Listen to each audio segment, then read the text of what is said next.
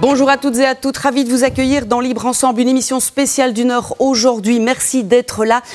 1 heure consacrée à 2 heures de CPC. Oui, enfin, le cours de philosophie et citoyenneté dans l'enseignement officiel est un cours, un vrai, de 2 heures. Et on va voir avec nos invités pourquoi c'est nécessaire, important et tout ce qu'il faut mettre en place aujourd'hui. Avec Véronique Dethier. Bonjour Véronique. Bonjour. Vous êtes chargée de mission à la FAPEO, la Fédération des associations de parents de l'enseignement officiel. Avec nous également Joseph Thonon. Bonjour Joseph. Bonjour. Vous êtes président de la CGSP Enseignement. Et enfin Julien Niquez. Bonjour Julien. Bonjour. Vous êtes administrateur général du réseau Wallonie-Bruxelles Enseignement WBE. C'est comme ça qu'on dit. Avant de parler entre nous et d'évoquer toutes ces choses à mettre en place, on va écouter les députés PS, MR Écolo du groupe de travail du Parlement de la Fédération Wallonie-Bruxelles et qui portaient cette résolution. Ils vont nous expliquer pourquoi ces 2 heures de CPC sont bénéfiques. Alors, je pense que c'est effectivement une excellente nouvelle et c'est d'abord une bonne nouvelle pour l'enfant. Puisque, évidemment, pour nous, c'est ce qui a finalement guidé tous nos débats. C'est l'intérêt de l'enfant. Donc, on était à une première heure de philosophie et de citoyenneté depuis l'arrêt de la Cour constitutionnelle. Et voilà, donc on arrive aujourd'hui à cette 2e heure. Donc, on franchit un pas complémentaire. Alors, c'est vrai que le gouvernement va devoir la mettre en œuvre. Ce n'est pas nous directement avec notre résolution qui l'avons réalisée. Mais néanmoins, voilà, on a posé les bases aujourd'hui de cette 2e heure et je pense que c'est effectivement une bonne nouvelle. Je pense qu'un recours, il y en aura forcément sur ce genre de dossier assez délicat. Il y en aura probablement un. C'est pour ça aussi qu'on a pris la précaution d'interroger des constitutionnalistes qui ont vraiment été dans le sens... dans un sens qui nous rassurait. Et je ne pense pas qu'on dépasse ce que la Constitution nous impose de faire ici. Donc je suis assez sereine si un recours devait être envisagé. Le livre nous dit qu'actuellement, beaucoup de notions, parce qu'ils ont les mêmes référentiels que dans l'officiel, et beaucoup est donné dans les cours de religion, mais pas que, évidemment, dans les cours de français, d'histoire, comme je l'ai dit. Ça me convient si c'est effectivement donné, et ici, à l'heure actuelle, je ne peux pas l'affirmer. Donc effectivement, c'est pour ça qu'on demande en premier lieu de renforcer la manière dont ces cours, cet enseignement, on va dire, est donné. Et on demande aussi quand même au gouvernement de franchir un pas plus loin, d'aller un pas plus loin et d'examiner l'extension au libre de ce cours en tant que tel, un cours spécifique. Vu le rapport des inspecteurs, vu les auditions des inspecteurs, qu'il faudrait améliorer les conditions d'organisation de ce cours afin de le rendre beaucoup plus effectif.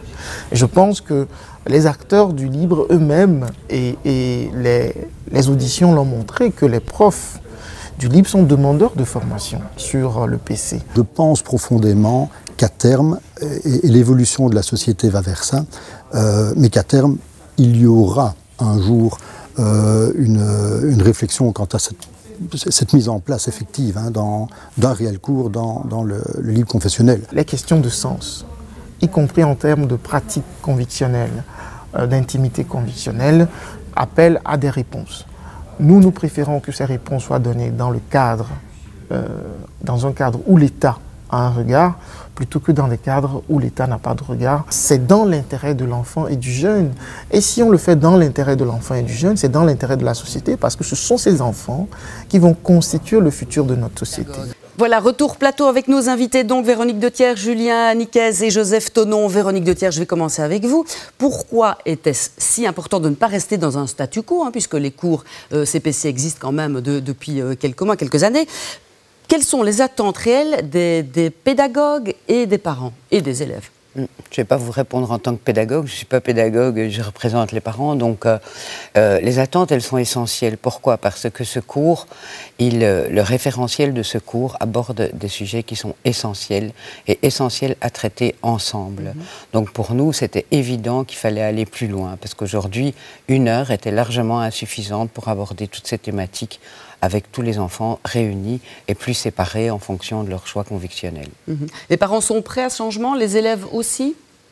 Alors, du côté des parents, évidemment, les avis sont toujours partagés. Mais quand on demande aux parents quels sont les sujets importants pour eux de voir traités à l'école, reviennent inévitablement toutes les questions qui sont des sujets qui fâchent dans l'école aussi, hein, comme dans la société, les questions de harcèlement, de racisme, d'homophobie. Et ce cours est le lieu, évidemment, idéal pour traiter toutes ces questions-là ensemble. Donc oui, les parents, si on leur explique en quoi consiste le cours, évidemment qu'ils y adhèrent. Parce que, évidemment, depuis quelques mois, quelques années, on parle de ce fameux cours de rien. Ça devait être très troublant pour les parents. Mon enfant va à l'école pour suivre un cours de rien. Est-ce qu'il s'y retrouvait ? C'était très compliqué, hein, tout ce qui s'est passé suite à l'arrêt de la Cour constitutionnelle, le cours de rien, et puis l'heure complémentaire, mais où il n'y avait pas encore les référentiels. Alors évidemment, c'était très compliqué et ça ne donnait pas une vision claire de vers quoi on allait. Je veux dire, maintenant, depuis qu'il y a ce référentiel, depuis qu'il y a cette heure obligatoire pour tous, je pense que tout le monde commence à y voir beaucoup plus clair et que le cours de rien n'est qu'un mauvais souvenir des suites de l'arrêt de la Cour constitutionnelle. C'était un enjeu majeur pour la FAPEO, vous l'avez dit, vous vous êtes quand même battu pendant de longs mois pour aboutir à cela. C'était un enjeu important pour vous ? Pourquoi ? Parce que la société en a besoin ? Évidemment que c'est un enjeu majeur pour la FAPEO. Pourquoi ? Parce que, je vais revenir à ces compétences qui sont essentielles.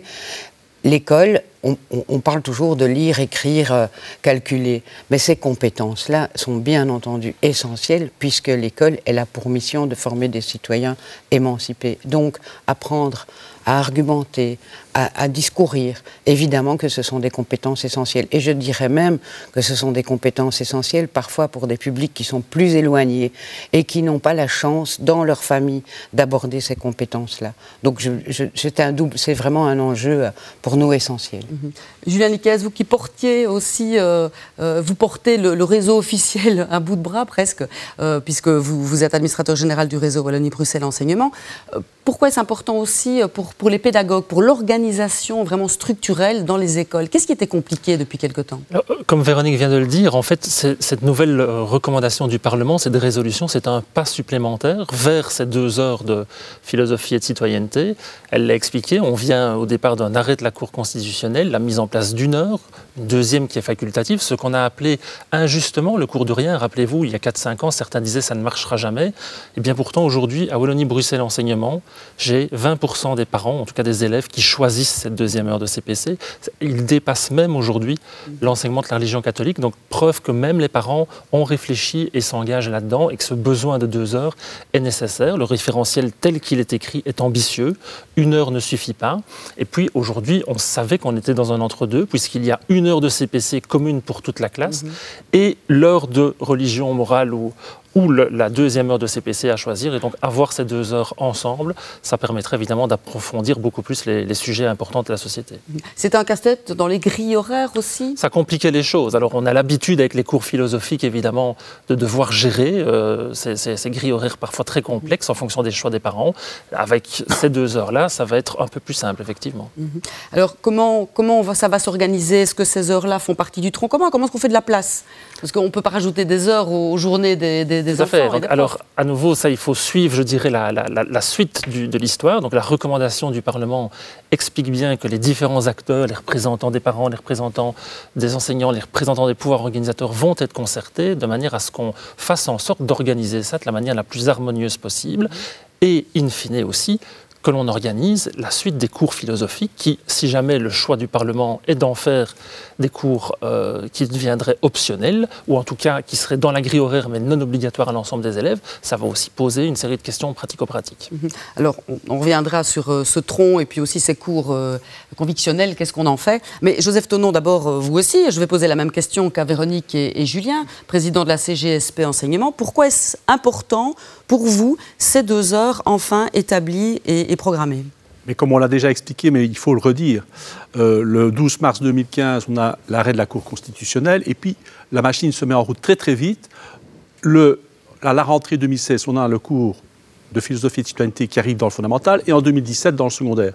Tout ça a été très vite, avec 1 heure semaine, en prenant des mesures pour le personnel qui donnait morale, qui donnait religion, de façon à ce qu'ils puissent se diriger vers le cours de CPC avec un certificat didactique. Mais, si vous voulez, on est resté au milieu du gué. On a fait un pas, on est au milieu de la rivière. Et ça ne convient à personne, en fait.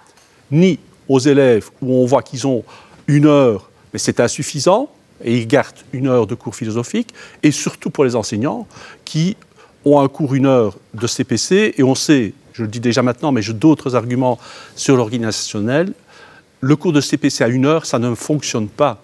En fait, un cours 1 heure, dans toutes les branches, c'est toujours un échec. Attendez, quand on dit 1 heure, c'est 50 minutes en plus. C'est 50 minutes. Le temps de changer de classe, voilà. De reprendre on possession des lieux, en 40 science, minutes. Oui, en Qu'est-ce qu'on peut expliquer en 40 minutes? Oui, en sciences, en géographie, tous les cours à 1 heure, on a essayé de les faire passer à 2 heures. Parce que ce cours 1 heure, il ne porte pas. On n'a pas suffisamment de temps pour expliquer aux élèves la matière et pour en faire des citoyens responsables aussi. Ce n'est pas seulement une restitution, l'enseignement a évolué, on doit pouvoir dialoguer avec les élèves. Donc 1 heure semaine, ça ne fonctionne pas. Donc absolument indispensable de passer un cours 2 heures semaine. Alors, qui va former les profs? Est-ce qu'ils sont déjà formés? Est-ce qu'il va falloir les former? Est-ce qu'il y aura un contrôle, une certification? Est-ce qu'ils le sont déjà? Nous espérons et nous sommes à peu près certains que dans la réforme de la formation initiale, il y aura un appariement en cours de philosophie de citoyenneté. Il existe pour le moment toujours le certificat en didactique qui permet à des professeurs de morale, par exemple, de passer en CPC. Bon, voilà, nous espérons qu'il y aura suffisamment d'enseignants formés pour assumer ce cours à 2 heures. Et alors, ceux qui ne seront pas formés ou qui ne voudraient pas, qu'est-ce qu'ils deviennent? Il ne faut pas laisser non plus des profs sur le carreau, comme on dit. On est bien d'accord. Dans la première phase, lorsque nous sommes passés de 2 heures de cours philosophique à 1 heure de CPC, on a pu mettre en place des mesures transitoires qui ont permis le passage de ces enseignants vers le cours de CPC. Et pour ceux qui ne voulaient pas, de rester dans leur cours de philosophie avec des aménagements, la taille classe, des périodes complémentaires, de façon à avoir le moins de dégâts possible au niveau des membres du personnel. Donc, si on refait la même chose, ce sera sans doute un peu plus compliqué, mais si on garde des cours de philosophie dans la grille horaire de façon facultative, on peut toujours garder quelques enseignants dans ces cours-là. On espère quand même qu'on a réussi à convaincre depuis maintenant 3 ans tous nos enseignants à se diriger vers le cours de CPC plutôt que de rester, par exemple, je prends un exemple, dans le cours de morale. Mais Julien Nicaise et puis Véronique Dethier, qu'est-ce qu'il y aura dans ces 2 heures-là? Qui va faire la grille, comment dire, le contenu de tous ces cours? Donc le référentiel, comme il a été dit, existe déjà. Donc ce référentiel est déjà d'application aujourd'hui. Et donc les enseignants qui sont déjà en charge du cours de CPC doivent, j'allais dire peuvent, mais non, ils doivent s'y référer, bien entendu, et les futurs enseignants aussi. Par exemple, tout jeune qui sortirait avec, je veux dire, un master en philosophie et une agrégation, ce qui est plutôt, on va dire, la formation classique, même s'il y a d'autres possibilités pour y aller, eh bien, dès qu'il entre dans le métier, et même dans le cadre de sa formation initiale, il a d'ores et déjà le référentiel qui est prêt, sur lequel il peut travailler. Alors, Véronique Dethier, est-ce qu'il y a des parents qui vous disent « Oui, bon, d'accord, c'est bien 2 heures de CPC, mais moi, j'aimerais que mon petit garde le cours de religion islamique, le cours de religion catholique. Comment vont-ils faire ? Est-ce que ça les inquiète? Est-ce qu'ils se disent est-ce que ça passe à la trappe, ce cours? Qu'est-ce qu'on va faire? Moi, je pense que les parlementaires ont été très rassurants par rapport à ça. Il y a une obligation constitutionnelle, elle existe, et donc elle sera respectée. Donc pour les parents, on n'a pas, en tout cas, de témoignages pour le moment qui nous reviennent à ce sujet-là. Mais en tout cas, nous, on rassurera en disant, voilà, il y a une obligation, il va falloir offrir une éducation. Je pense que la Constitution est très claire, elle parle d'éducation et pas de cours. Je pense que c'est une distinction importante à apporter. Et donc, il va falloir faire attention pour que ce soit praticable pour les parents. Que ce soit, parce qu'il ne faut pas oublier que ce sont des enfants là derrière et il ne faudrait pas qu'ils soient punis quelque part parce que leurs parents auraient fait ce choix-là. Oui. Il ne faut pas oublier ça. Donc il va falloir veiller à ce que, effectivement, dans la manière dont on va aménager les choses, par exemple, peut-être qu'on ne mette pas ça entre l'heure de midi pour des très jeunes enfants qui seraient du coup privés de leur heure de table. Donc pour ça, nous, ce sera très très important et on sera vigilants par rapport à ce point-là. Que deviennent les cours alors de religion, Julien Nicaise? Mercredi après-midi, le samedi matin? Non. Non, surtout pas. Non, au contraire, il faut arriver à les placer. La résolution du Parlement utilise le mot « confortable ». C'est un mot, j'imagine, qui a été beaucoup réfléchi. Donc il faut qu'il y ait presque une forme de normalité, je dirais, dans le suivi de ce cours, comme on suivrait d'autres cours dits classiques ou dits obligatoires si on va vers l'optionnel. Dans le réseau libre, on entend beaucoup dire que l'envie est de mettre aussi de la citoyenneté, de la philosophie de manière transversale, dans plusieurs cours, en histoire, en géographie, en français. Que pensez-vous de ça? Est-ce que c'était pas faisable ça aussi? Il fallait 2 heures? C'était plus maîtrisable, entre guillemets? Enfin, en ce qui me concerne, je trouve que ça, c'est un échec. On a eu une mission des inspecteurs sur le sujet qui nous a bien montré que ce n'était pas très efficace, cette transversalité dans le cours de CPC. On a une présentation aussi des référentiels de l'enseignement catholique dans le fondamental notamment. On a essayé de nous démontrer qu'en mathématiques, on pouvait faire un cours de philosophie. Franchement, moi, je n'ai pas été convaincu. Voilà. Je pense que c'est une erreur de l'enseignement catholique de ne pas avoir vraiment institué un cours de philosophie et de citoyenneté. Et peut-être vont-ils le faire. Je n'en ai pas l'impression. Véronique Dothier, cette transversalité, qu'en pensent les parents, qu'en pensez-vous?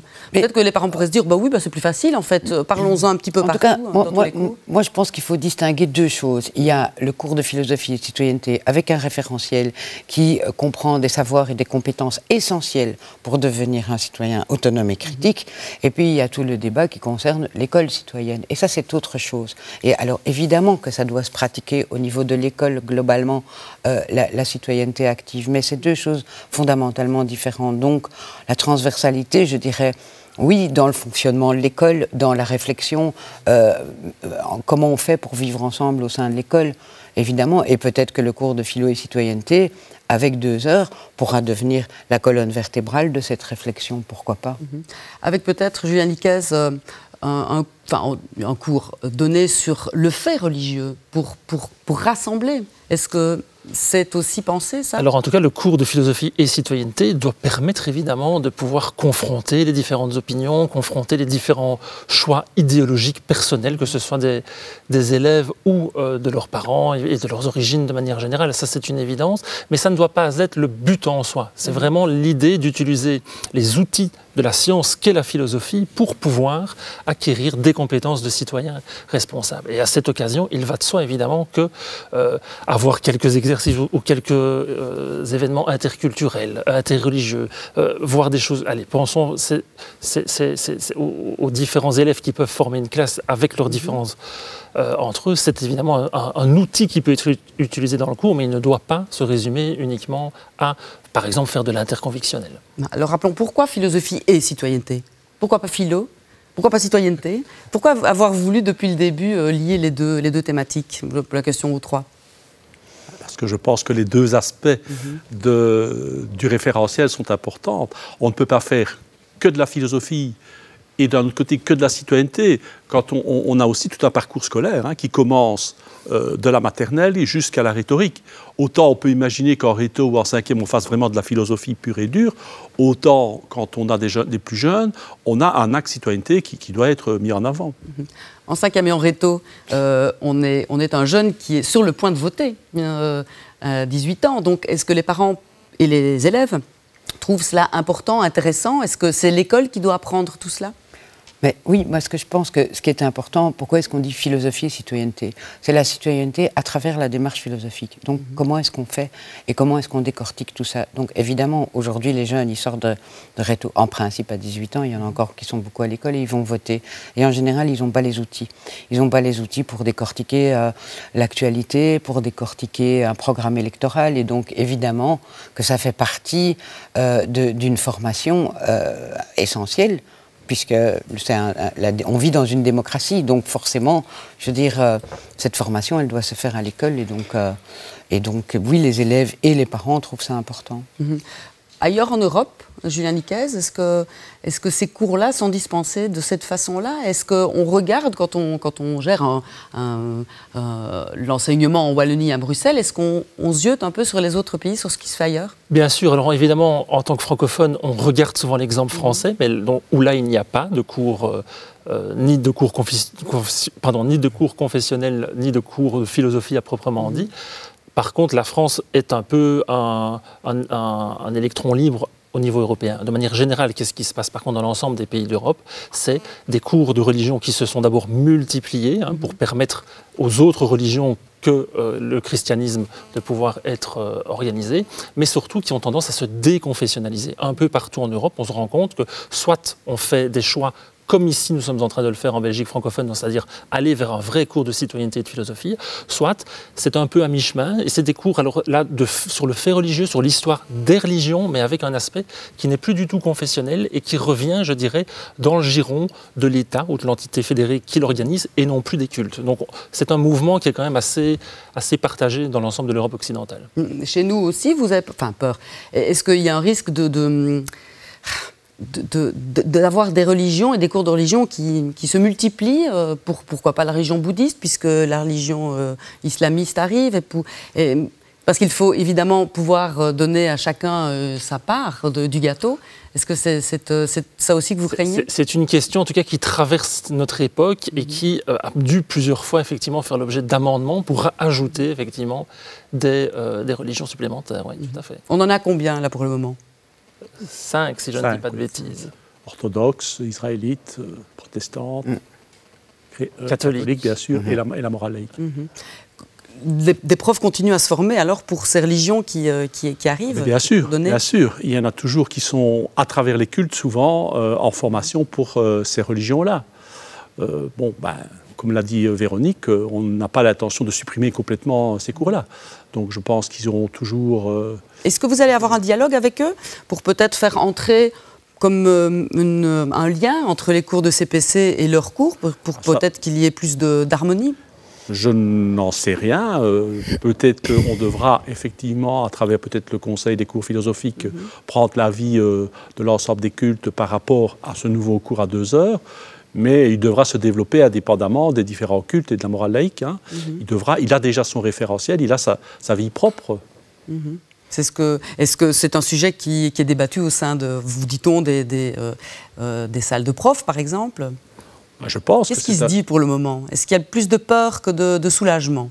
Je pense qu'il y a une grande attente, en tout cas des professeurs de cours de CPC, à ce qu'on passe à 2 heures. Vous imaginez la difficulté. Ici, dans la crise sanitaire, on a bien vu qu'ils faisaient de nombreuses implantations. Ils ont parfois plus de 200 élèves. Un cours 1 heure, c'est très compliqué. Ils doivent faire de nombreux déplacements. Ils n'ont pas beaucoup d'intégration dans l'équipe pédagogique non plus. Si vous venez qu'1 heure dans une école et que vous faites 6 implantations, vous n'êtes pas impliqué. Donc je pense qu'il y a, dans la salle des profs, en tout cas pour ces profs-là, une grande attente d'un passage à 2 heures. Pour les autres, pour les professeurs de cours de religion ou de morale, évidemment, il y a toujours une petite inquiétude par rapport à ce qui va se passer. Ça, c'est clair.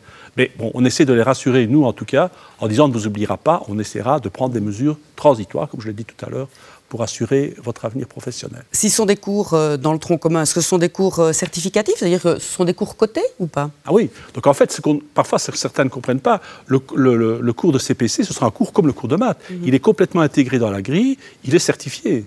Ce n'est pas du tout le même concept que l'on a maintenant avec des cours de religion ou de morale qui sont parfois délibérés à part, ou même souvent délibérés à part. Donc ici, il est complètement intégré dans la grille et certifié. Alors qu'avant, il y avait 1 heure certifiée et 1 heure libre, donc qui ne l'était pas, qui était optionnelle. Ça se passait comment? Non, elle devait l'être aussi normalement, mais sans doute avec moins de rigueur que ce que ça va pouvoir être désormais avec 2 heures. Et donc je partage tout à fait ce que Joseph vient de dire, il est important de rassurer les enseignants qui aujourd'hui ont des cours de religion dans leur charge, parce qu'effectivement il y a un risque, et les parlementaires l'ont bien compris, nous-mêmes quand nous avons été auditionnés par le Parlement aussi, il y a évidemment un risque de perte à un moment donné, un certain nombre d'heures de cours, et donc là il faut, comme Joseph l'a dit, un certain nombre de transitoires, il y a plusieurs techniques qui peuvent être utilisées, faire rentrer le cours de CPC 2 heures progressivement, année après année, dans la grille, proposer, comme ça a déjà été fait par le passé, aux professeurs de religion, moyennant une formation supplémentaire, de revenir, je dirais, ça allait être ma question. Donc des profs de religion qui voudraient donner CPC peuvent, moyennant leur formation, le faire. Voilà, donc et garder quand même le cours de religion. C'est parfois plus facile à dire qu'à faire. Véronique fait Ça va dépendre évidemment d'abord des titres pédagogiques et des titres de capacité des différents professeurs concernés. Ça va dépendre aussi du fait s'ils le souhaitent ou pas. En fait, à la première heure de CPC, c'est comme ça que ça s'est passé. Il y a eu une sorte d'appel. On a demandé, tiens, qui voudrait parmi les professeurs de religion morale. Alors évidemment, il y a eu beaucoup de professeurs de morale qui ont fait le choix de choisir CPC. Il y a aussi des professeurs de religion. Le lien est plus bien entendu, il y a un lien qui est plus simple, bien entendu, tout à fait. Et puis, je vous ai coupé, désolé. Non, et puis donc c'est vraiment presque une étude au cas par cas, enseignant par enseignant, voir comment on peut le remettre au niveau, et s'ils le souhaitent, bien entendu. Oui. Parce que certains, évidemment, vont vouloir avoir plus d'heures, et ceux qui auront accepté de donner un cours de CPC seront plus vite, certains de garder leurs heures et leur place. Vous faisiez comme ça, Véronique de Thiers. Oui, parce que évidemment, je pense que dans la réforme qui se mettra en place, il faut évidemment donner à tous les enseignants la possibilité de pouvoir se former à ce nouveau cours et d'y rentrer, quelle que soit la place qu'ils occupent aujourd'hui, donc quel que soit le cours qu'ils donnent. Par contre, au niveau de la VAPEO, on est un peu plus sceptique quant au fait de donner un cours orienté dans la même école, voire aux mêmes élèves, et le cours de philo et citoyenneté. Donc là, on est un tout petit peu... mais je pense que de toute façon, les choses vont devoir se mettre en place. Il va falloir étudier des modalités de mise en place, et dans le respect de chacun, évidemment, et de ces enseignants qui aujourd'hui ont des cours qui peut-être seront amenés à voir leur population diminuer, et donc il va falloir s'assurer qu'ils puissent garder leur emploi. Est-ce que le cours de CPC avait du succès? Qu'est-ce que vous disaient les parents et les élèves? Est-ce que c'était les parents qui poussaient un peu leurs élèves vers ces cours-là, ou est-ce que les élèves y allaient d'eux-mêmes? Est-ce que ceux qui ont eu une heure voulaient forcément avoir la deuxième heure? Quelle était la proportion, vous pensez, Julien? On a démarré à 2-3% d'élèves ou de parents qui faisaient le choix de la deuxième heure il y a 5 ans. On est à 20% 5 ans plus tard. Donc c'est assez énorme comme le succès a pris. Et ça va en progression année après année. Je pense qu'il y a eu beaucoup d'agitation au début. On a fait beaucoup peur en disant il n'y a pas de programme, on ne sait pas à quelle heure de la journée ce cours va avoir lieu, etc. Finalement, on remarque que la demande est présente, très clairement. Véronique ? D'accord, sur ces chiffres-là que dit Julien Nicaise? Oui, on sent qu'il y a une évolution, et surtout, ça dépend beaucoup d'une école à l'autre, ça dépend des régions aussi, et il y a effectivement, par exemple, des pouvoirs organisateurs qui ont très très bien fait les choses et qui ont bien organisé et qui ont bien expliqué, et que ce cours, c'est in fine... Dans la première mise en place, oui, c'est les parents qui ont choisi, mais après, le plus important, c'est les élèves. Et le fait d'y adhérer et de choisir ce cours, c'est beaucoup le chef des élèves, en tout cas quand ils deviennent plus grands, ils disent à leurs parents moi je vais aller au cours de CPC parce que le prof est bien, c'est intéressant, et je vais aller au cours de CPC, ou parfois même de choisir un cours convictionnel parce que le prof est sympa, donc il faut pas oublier ça. Donc je pense que c'est aussi il faut intégrer les élèves et faire en sorte que ce cours remplisse ses ambitions et fasse en sorte que les élèves aient envie d'aller à ce cours, aient envie d'y participer et se rendent compte de l'importance de ce cours. On est presque au terme de ce premier plateau de débat dans cette émission. Julien Nicaise, vous vouliez dire quelque chose? Est-ce que c'est une formidable opportunité? Est-ce que c'est motivant d'aller vers ces nouvelles matières, vers cette nouvelle organisation? Est-ce que ce n'est pas finalement une belle opportunité? C'est sûr qu'on a ce qu'on appelle une fenêtre d'opportunité qui ne s'est jamais produite jusqu'à présent, et qu'il faut s'y engouffrer.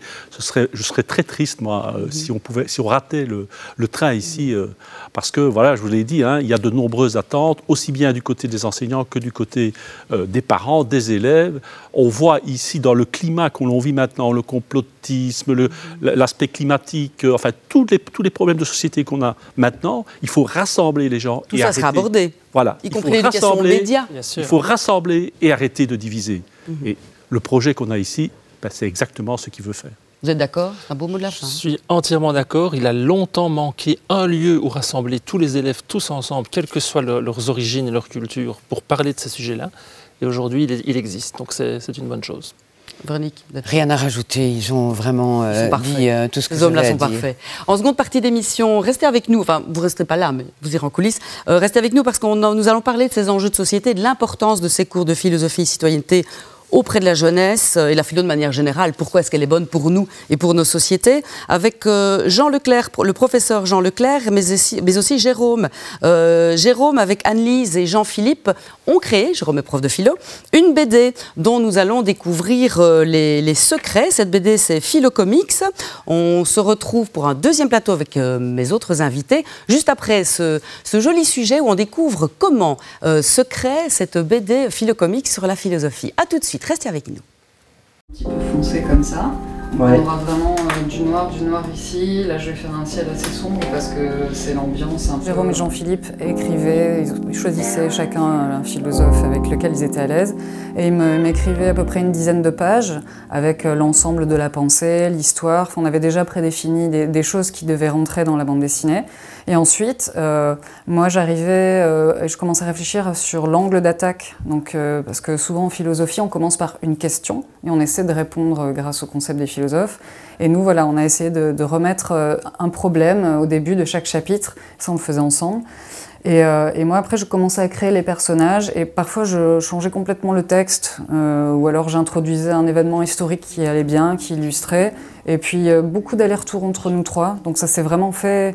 Des fois, on ne sait plus trop qui a écrit telle partie du dialogue. Ou, voilà, donc on s'est vraiment approprié tous les trois. Moi, j'ai fait de la philo, ils ont fait aussi des gags, ils ont donné des idées sur le dessin et sur la période historique. Donc c'était vraiment très collégial, comme un atelier de philo. Ouais. Moustache, quoi. What else? Là, hop. J'ai vraiment pris en charge toute l'iconographie en fait, de l'histoire. Donc il y a les costumes très importants, notamment dans les chapitres où la religion a une place très importante. Comment reconnaît-on un protestant? Comment reconnaît-on un catholique? Il ne faut vraiment pas se tromper. Et voilà aussi sur le quotidien des gens, très important pour incarner des personnages. Qu'est-ce qu'ils mangeaient? Est-ce qu'ils allaient au temple? Comment ça se passait? Est-ce qu'il y avait des esclaves? Est-ce que je peux faire apparaître un groupe de femmes à ce moment-là pendant telle discussion? Donc on a essayé vraiment de... Enfin, c'est truffé de pièges, hein, dès qu'on commence à prendre la machine à remonter le temps, il faut être très très vigilant. Donc voilà, moi j'avais souvent des envies, des idées de faire des gags et en fait ça ne pouvait pas marcher parce qu'on ne peut pas faire ça aux personnages à cette époque-là. On est allé présenter ce projet au ministère de la Culture, hein, c'est ça. Donc on a proposé ça en amont et c'est vrai qu'il y a une demande, il y a un besoin d'outils pédagogiques et c'est tout bête, mais les élèves ont tous un écran d'ordinateur, ils vont sur Internet, il y a 1 milliard d'infos et nous on arrive avec un bon vieux livre, quoi, l'objet vraiment, on peut le prendre, le feuilleter, s'arrêter là, photocopier. Moi je crois qu'il y a aussi un besoin comme ça d'avoir des choses un peu concrètes quoi, pour travailler. On a décidé qu'on ne pouvait pas s'arrêter là en fait et que dans l'idée de transmettre, on avait besoin d'être directement en contact avec un public. Donc moi j'anime de temps en temps des ateliers de dessin, de narration. Jérôme fait pareil de son côté avec la philo, donc on s'est dit qu'on pouvait... On a déjà fait d'ailleurs des présentations ensemble où Jérôme et Jean-Philippe parlent et moi je dessine derrière. Ça marche bien, parce que le dessin ça retient l'attention du public. Donc on a envie de faire ça avec des élèves et voir comment ça se passe. Mais mon préféré c'est vraiment le 3, celui de...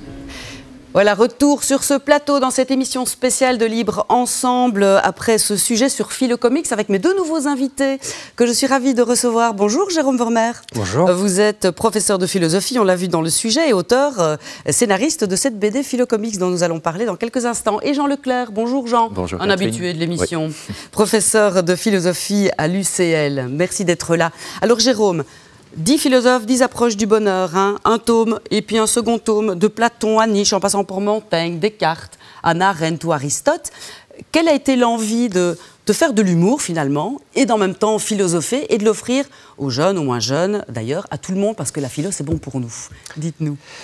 Eh bien, en fait, ce projet avait pour ambition de s'adresser au plus grand nombre, tout en étant rigoureux évidemment, et donc à la fois de faire en sorte que les gens qui n'ont aucune notion de philosophie puissent s'initier. Et puis alors, à côté de ça, faire un petit peu sourire ceux qui sont plus avertis. Mais donc, on avait l'intention de s'adresser à un public voilà, très large et très différent. L'humour est aussi un bon vecteur hein, pour maintenir la curiosité en alerte. Et donc voilà, c'est cette espèce de cocktail philosophie-humour qu'on a voulu mettre en place. Comment choisir 10 philosophes par-ci, 10 philosophes par-là? Bon, le sujet est intarissable, vous approchez le bonheur, mais il y a sûrement d'autres thématiques que vous avez envie de développer ultérieurement, hein, c'est presque intarissable. Mais comment choisit-on et surtout, qu'est-ce qu'on s'impose comme rigueur, justement? Alors évidemment, comme vous le disiez, nous sommes trois auteurs de cette série, et des philosophes, nous en avions plein en tête. Pas forcément, nous étions peut-être pas forcément toujours d'accord sur les mêmes, mais il a fallu choisir, hein, puisque le concept était 10 philosophes par tome. Comment est-ce qu'on les a sélectionnés? Premièrement, on a pris évidemment des philosophes qu'on chérissait, qu'on aimait, et puis des philosophes qui pouvaient se compléter, qui amenaient à chaque fois quelque chose de différent. Alors, c'est d'autant plus vrai dans le tome 2, parce que le tome 2, donc dans le premier, on traite du bonheur d'un point de vue plus individuel, et dans le tome 2, on traite du bonheur d'un point de vue plus collectif. On prend l'angle de la société, de la collectivité. Et là, il fallait véritablement que ces philosophes se complètent, qu'il y ait une espèce de ligne directrice, et qu'il n'y ait pas d'opposition trop marquée. Donc voilà, la sélection s'est aussi faite de ce point de vue-là. C'est lequel votre philosophe préféré, Jean Leclerc? Parce qu'on va parler collectif avec vous aussi, avec ces heures de CPC qui doivent rassembler les élèves. Est-ce qu'il y a Spinoza? Voilà, Spinoza. Oui, Spinoza. N'est-ce pas votre préféré aussi? C'était celui d'Anne-Lise, il me semble. C'était celui d'Anne-Lise, oui.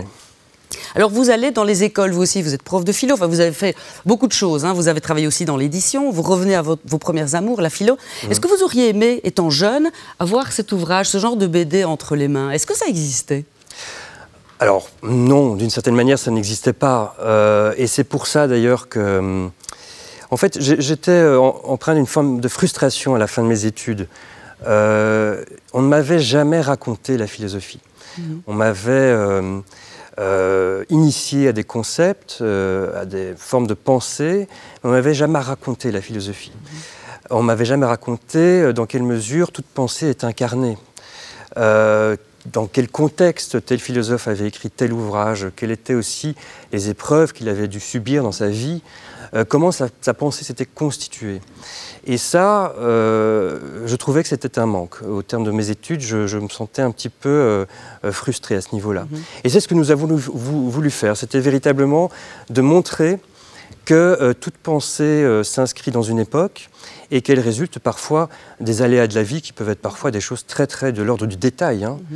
Et voilà, c'était ça la motivation première en tout cas. J'imagine que les élèves, les étudiants que vous croisez, à qui vous racontez justement cette époque et ces philosophes, vous le rendent bien. Qu'est-ce qu'ils vous disent? Je sais que vous avez animé pas plus tard qu'il y a quelques jours aussi dans une classe.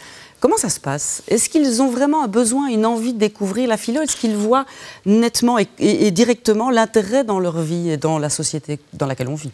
Alors évidemment, à chaque fois que j'interviens dans une école, au préalable, le professeur, l'enseignant s'est servi de ces livres-là pour introduire certains concepts en cours de français notamment ou de citoyenneté.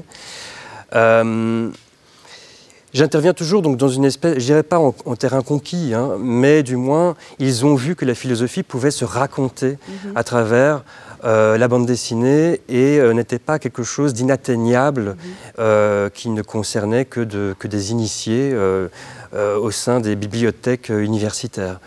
Donc j'arrive face à un public qui a envie d'en savoir plus et puis surtout qui comprend que la philosophie nous concerne tous, que la philosophie nous concerne tous à tout âge.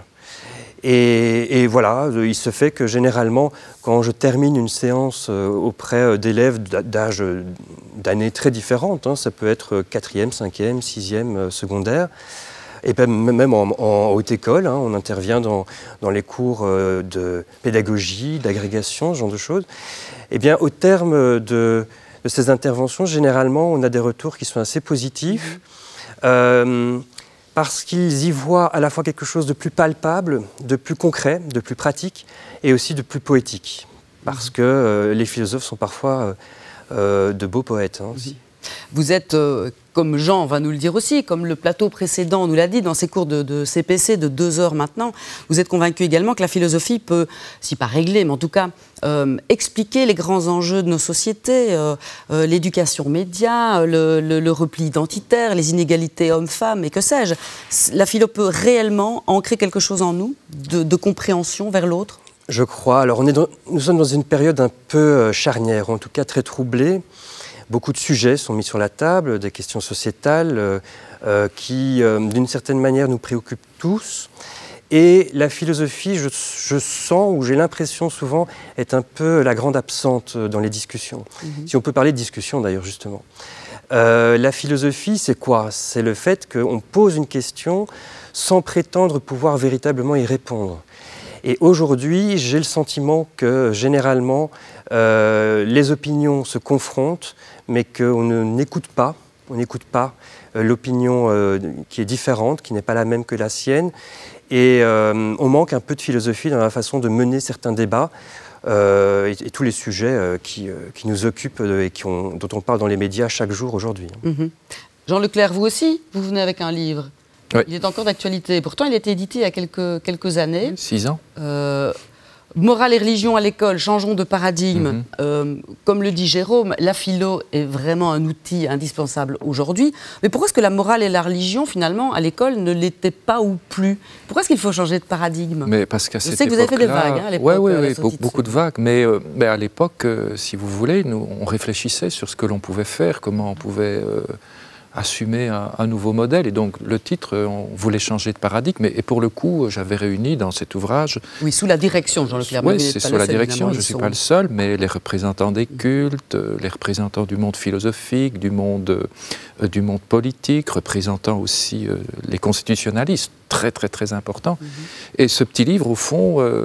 il a donné raison en quelque sorte au mouvement de l'histoire, puisque déjà il faisait cette hypothèse de travail autour des 2 heures de philo et de citoyenneté. Oui, j'ouvre la page 166, question 5. Question iconoclaste, les cours de religion et de morale ne doivent-ils pas devenir facultatifs? Voilà, c'était donc ça. On avait vraiment posé toutes les questions, on avait apporté des réponses, et d'ailleurs cet ouvrage est resté un classique dans le domaine. Donc ce groupe de travail dont nous avons parlé en début d'émission, oui. Qui porte ce projet de CPC 2 heures dans le tronc commun, est-ce qu'il a fait le tour de toutes les questions? Il a été quand même un petit peu décrié, en tout cas on lui a reproché de ne pas avoir donné son avis ou d'avoir été chercher l'avis de tous et de toutes. Que dites-vous de cela? Écoutez, donc déjà le processus est enclenché dans la précédente mandature, et puis il y a eu la volonté de faire un groupe de travail. Alors j'avoue que moi au début je m'étais dit que comme déjà beaucoup de travail avait été fait dans la précédente mandature politique, en fin de mandature ils avaient dit que bon, le modèle de 2 heures était sans doute un modèle effectif, enfin possible. Je m'étais dit, mais pourquoi refaire un groupe de travail? Et moi, ce qui m'avait plutôt perturbé, c'est le fait qu'il travaillait à huis clos.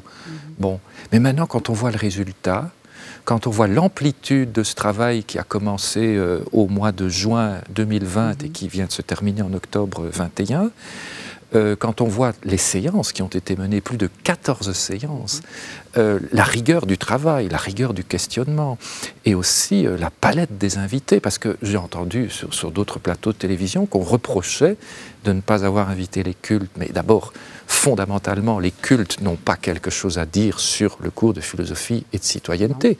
Ceux qui avaient quelque chose à dire, c'était plutôt les associations de parents, et là, pour le coup, tout le monde a été auditionné. Idem pour le secrétariat de l'enseignement catholique. Et bien sûr, qui a été auditionné? Les inspecteurs des religions dans l'enseignement. Et donc, dire que les cultes n'ont pas été auditionnés, c'est vraiment faux. C'est vraiment faire un mauvais procès à ce groupe de travail, d'autant plus qu'il a aussi rencontré les syndicats, on l'a vu dans le plateau précédent, et puis il a aussi rencontré toute une série d'associations qui étaient en faveur de 2 heures, ou plutôt en faveur du statu quo, et d'autres pour vraiment 2 heures de religion, comme avant, etc. Donc, ils ont fait un travail vraiment remarquable, et je trouve que les propositions qui sont maintenant sur la table sont à la fois des propositions intellectuellement très construites, c'est très rigoureux, et qui pourrait ouvrir vraiment à des changements importants, puisque, on vient de le voir avec Jérôme, c'est vraiment, je crois qu'il ne faut pas lire cette affaire-là dans une sorte de combat ou de tension ou de vieux combats entre on va supprimer les cours de religion, comme on l'a trop dit. Mais chez nous, c'est quand même un peu touchy. Oui, hélas, non. Je crois ce qu'il faut vraiment comprendre, c'est qu'il y a eu un choix, puisqu'on est quand même dans un système où l'enseignement est organisé et subventionné. Bon, mais il y a eu un choix dans la mandature précédente de prendre 1 heure de philosophie et de citoyenneté. Bon, c'était très audacieux. Et puis maintenant, il y a une réflexion pour savoir ce qu'il faut faire. Et les conclusions, désormais, nous les connaissons. Mais ça veut dire que c'est un projet d'école, en fait. Donc le problème, ce n'est pas un combat pour, contre les religions, c'est vraiment une vision de l'école. Et on ne doit jamais oublier non plus que la réflexion autour d'un cours de philosophie et de citoyenneté, il a commencé au tragique. C'était pendant la période des attentats où tout le monde s'est dit qu'est-ce qu'on va faire avec les enfants, comment est-ce qu'on va assurer le vivre ensemble, comment est-ce qu'on va assurer une éducation citoyenne à l'école. Bon. Et c'est vraiment ce qui a voulu et ce qui a marqué les efforts de ce groupe de travail. Et je pense que c'est vraiment un moment fondamental. Vous pensez que c'est le début de quelque chose d'encore plus grand, une refonte de notre enseignement? Oui, je pense que oui, parce que si, comme le préconise le rapport du groupe de travail, on articule ceci au travail sur le tronc commun, ça veut dire qu'on est entré vraiment dans une période de profonde réflexion autour de ce que l'on veut faire à l'école. Et donc, le tronc commun, la philosophie et la citoyenneté, le fait que, aussi pour ce cours, on veut de la neutralité. Et qu'on prend une position par rapport à la question des cours que nous appelons de façon impropre les cours philosophiques, en réfléchissant à la possibilité de les rendre optionnels. Et là, les constitutionnalistes ont fait un travail considérable. Que dire qui a fait débat aussi, cette question du fait religieux? Oui. Ben, j'ai entendu beaucoup d'imprécisions. Ben, c'était surtout au tout début, aux alentours du mois de novembre, décembre, quand le groupe de travail a remis son rapport. Bon, on a dit beaucoup de choses pas très justes sur le fait religieux. Mais le fait religieux, c'est... Et puis j'ai vu aussi que, par exemple, on citait beaucoup Régis Debray, mais enfin un peu en détournant l'esprit des travaux de Régis Debray. En réalité, dans le cours de philosophie et de citoyenneté, et ça c'est peut-être quelque chose qu'il faudra implémenter pour le futur, il faut vraiment donner de la place au fait religieux.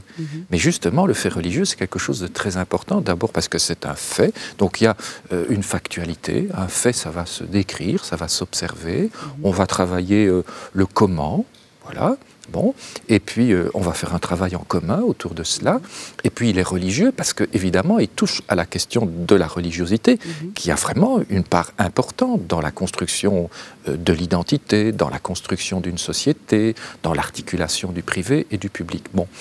Mais l'importance du fait religieux, c'est justement que dans le cours de philosophie et de citoyenneté, on ne dit pas qu'on va être agnostique, athée, ou qu'on va être contre les religions, qu'on va les sortir de l'école. Non, non, on dit tout simplement qu'on va parler de la religiosité et des objets que sont les religions, mais on ne le fait plus dans le cadre d'un cours de religion où les enfants étaient de toute façon séparés. Et c'est quel drame. Enfin, les catholiques d'un côté, les musulmans de l'autre. On l'a suffisamment dit. Et puis alors, vision aussi d'une classe où tout le monde devrait avoir une identité religieuse, mais on peut aussi ne pas en avoir du tout. Donc il faut avoir une vision presque universaliste de la classe de philosophie et de citoyenneté pour le coup. Et puis aussi, on ne va plus parler à partir de... Mais on va vraiment parler sur. Donc quand on nous dit, par exemple, que j'ai entendu ça chez le rabbin Guigui, qui nous dit que c'était un rempart contre le radicalisme. Bon, d'abord, c'est très malheureux de regarder sa propre conviction ou celle de l'autre tout le temps en termes de radicalisme. Enfin, je pense qu'à un moment donné, il faut changer ses lunettes. Une religion, ce n'est pas que ça. Mais justement, on va continuer à parler de la religion dans la société, on va parler des normes religieuses, etc. La mettre peut-être en contexte et en perspective, comme Jérôme le fait dans Philocomics avec la philosophie. Voilà. La vie du philosophe. Et puis, tous les enfants seront là, tous les élèves seront dans la classe, et donc il pourra vraiment y avoir un débat, mais un débat où aussi, à l'école, on va faire l'apprentissage de ce que veut dire qu'en société, lorsque nous sommes en société, plus exactement, nous touchons à la chose religieuse. Et donc ça va s'apprendre à l'école. Et en ce sens-là, du point de vue éducatif, c'est très important. Et je crois aussi que c'est un choix. C'est un choix parce que je suis vraiment persuadé que quand on arrive à l'école, on ne doit plus retomber dans des assignations. Et je crois qu'on ne doit pas être regardé à l'école comme un petit croyant X, Y ou Z, ou comme un non-croyant ou comme un incroyant. On doit vraiment entrer en faisant une sorte de, peut-être de pas de côté par rapport à tout ce qu'on est, sociologiquement, économiquement, philosophiquement, intellectuellement et bien sûr religieusement, voilà. Et puis on va à la rencontre de l'autre, on s'ouvre, et puis alors évidemment, ça n'empêche pas, voilà, d'avoir ces convictions. C'est un merveilleux vivier. Et donc, c'est vraiment injuste de dire qu'on chasse la religion de l'école. Je pense que c'est faux. Elle sera vraiment là. Elle est vraiment là dans le cours de philosophie et citoyenneté, mais avec une méthodologie très particulière où chacun va vraiment se sentir à l'aise. Et alors, je crois aussi, mais ça on l'a vraiment vu dans le travail de Philocomics, c'est que, et heureusement le groupe de travail là-dessus a fait quelque chose de vraiment remarquable, parce qu'il y avait quand même pas mal de pression de ce point de vue-là. Ils n'ont pas pris la voie de l'interconvictionnel. Parce qu'à un moment donné, on avait dit, oh, on va faire de l'interconvictionnel dans ces cours. Mais on ne peut pas. D'abord, logiquement, il faut vraiment penser à ce que voudrait dire qu'un maître ferait de l'interconvictionnel. Mais ça doit être un cerveau surpuissant. Oui, qui doit être formé à tout. Vous imaginez, Catherine, il devrait connaître toutes les convictions si on veut être rigoureux, hein, si vraiment l'école a un programme d'excellence, etc. Bon.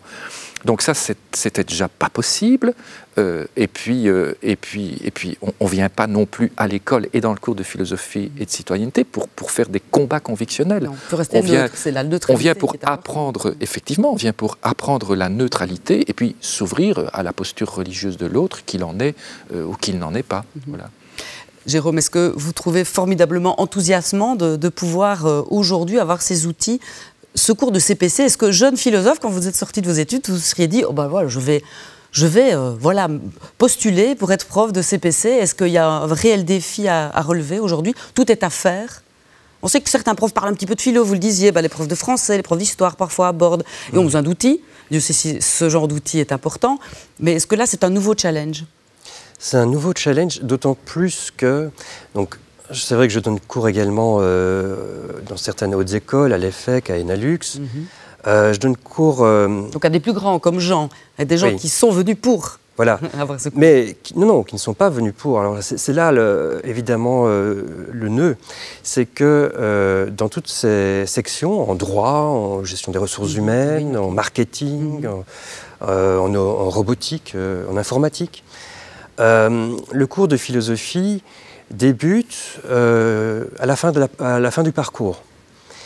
Et je constate... Comme une petite cerise sur le gâteau. Comme une petite cerise sur le gâteau, mais qui peut-être arrive un petit peu tard. Donc, je veux dire par là que dans le secondaire, il était temps d'initier davantage la jeunesse aux questions philosophiques.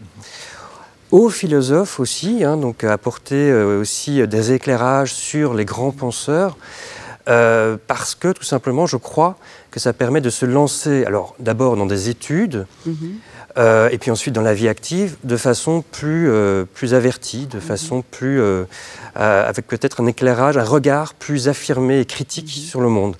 Et je pense sincèrement que si j'avais été davantage initié à la philosophie quand j'étais adolescent, je crois que j'aurais eu une vision encore plus claire de ce que je voulais faire quand je suis sorti à 18 ans de la réto. Ou des engagements.